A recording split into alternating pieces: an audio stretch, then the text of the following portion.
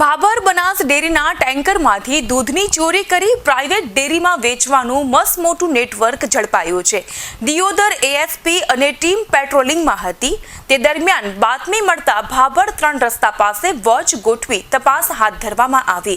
જ્યાં એક પિકઅપ વાહનને પકડી તપાસ કરતા દૂધના કેલબા મળી આવ્યા, જે મામલે ગાડી ચાલકની પૂછપરછ કરવામાં આવતા સમગ્ર મામલો સામે આવ્યો, જેમાં પોલીસે 5 લાખથી વધુનો મુદ્દામાલ જપ્ત કરી આગળની કાર્યવાહી હાથ ધરી। એ લગભગ એક અઠવાડિયાથી ડીવાયએસપી ઓફિસ દિયોદર પાસે એવો ખાનગી હકીકત મળતી હતી કે જે દૂધના ટેન્કરો બનાસ ડેરીમાં દૂધ ભરવા માટે આવે છે એમાંથી દૂધની ચોરી ચાલુ છે અને આ દૂધને ડાયવર્ટ કરીને બીજા પ્રાઇવેટ ડેરીમાં વેચવાનું કાર્ય ચાલુ છે। તો આ ખાનગી હકીકતના આધારે ડીવાયએસપી ઓફિસનો સ્ટાફ બનાસ ડેરીના કર્મચારીઓ સાથે વોચમાં હતા, ત્યારે આજ સવારે 6 તારીખે લગભગ 5:30 વાગ્યાની આસરામાં પોલીસને 2 પિકઅપ ડાલા ભાભર સાઈડ જવાના નજરમાં આવ્યા, ત્યારે પોલીસે એમનો પીછો કર્યો અને એમને રોકતા એમને પૂછતા કે એ દૂધનો સોર્સ ક્યાંથી છે, તમે ક્યાંથી ભરાઈને આવો છો, એ પૂછતા એમના પાસે કોઈ બરાબર જવાબ નહોતો અને પછી આ લોકોએ વધારે પૂછપરછ કરતા એ એડમિટ કર્યો કે એ ચોરીનો દૂધ છે, એ જે 2 ટેન્કર માંથી ચોરી કરીને અમે અહીંયા એક ડેરીમાં ભાભરમાં પ્રાઇવેટ ડેરીમાં વેચવા માટે આવ્યા હતા। જ્યારે વધારે એમની પૂછપરછ થઈ ત્યારે એમની એમો જે મોડસ ઓપરેન્ડી કહેવાય એવી રીતે હતી કે બનાસ ડેરીમાં રૂટ ફિક્સ કરેલો છે, જેમ કે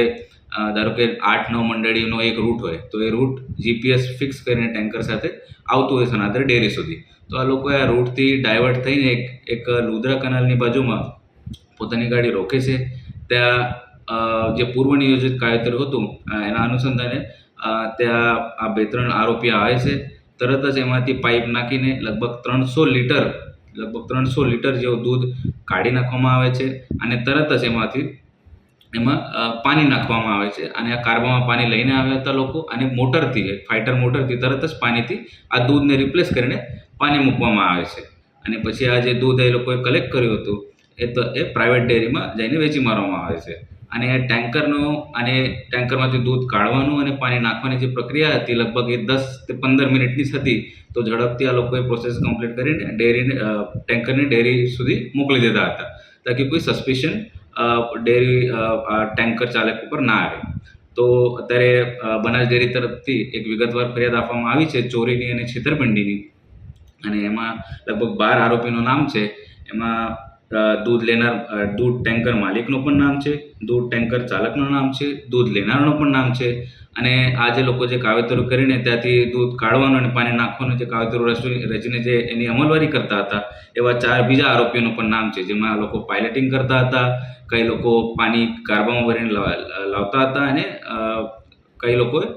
એમાંથી બધું સંકલન કરતા હતા કે કોઈની નજરમાં ના આવે। એવી રીતે વિગતવાર ફરિયાદ દિયોદર પોલીસ સ્ટેશનમાં દાખલ થઈ છે અને એની તપાસ પીઆઈ એટી પટેલને સોંપવામાં આવેલ છે અને આગળ વધુ તપાસ ચાલુ છે। અત્યાર સુધી એ તપાસનો વિષય છે, એમનો કોઈ પૂર્વહિત ગુનાહિત ઇતિહાસ છે કે કેમ એનો તપાસ ચાલુ છે અને એમનો કોઈ ઇતિહાસ હોય તો એમના ઉપર કડકથી કડક પગલાં લેવામાં આવશે। સાહેબ, જે આરોપી આટલી ઝડપથી પાણી નાખી શકે એમાં એક ફાઇટર મોટર કહે ને